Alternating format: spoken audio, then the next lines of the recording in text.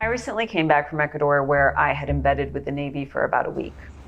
Many people say Ecuador is now the world's cocaine superhighway. Ecuador is not a producer in any major way of cocaine. The majority of cocaine that transits through Ecuador is from Colombia, and then secondary to that is Peru.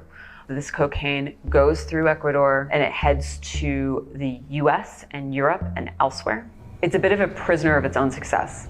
Various governments have done really good jobs of trying to create great infrastructure systems. I mean, it is a busy coast. It is cargo ships coming and going all the time, every single day. And that is a great place to store and smuggle cocaine.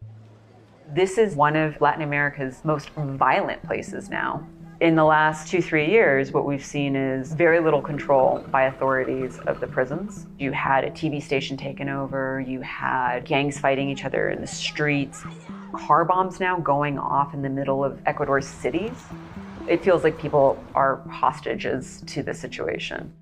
In 2009, President CORREA expelled the US military from one of its coastal bases. You did not have a giant anti-narcotics program, and without those programs from the State Department to fight narco groups, it allowed cocaine to thrive in Ecuador.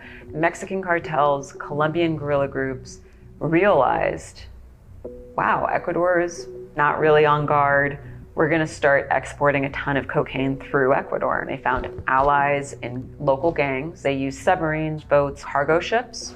The Navy feels like they need a lot more resources. They need a lot more money. They need more equipment, and they need more forces. They are trying to scale up as quickly as possible, but the narco groups are also scaling up.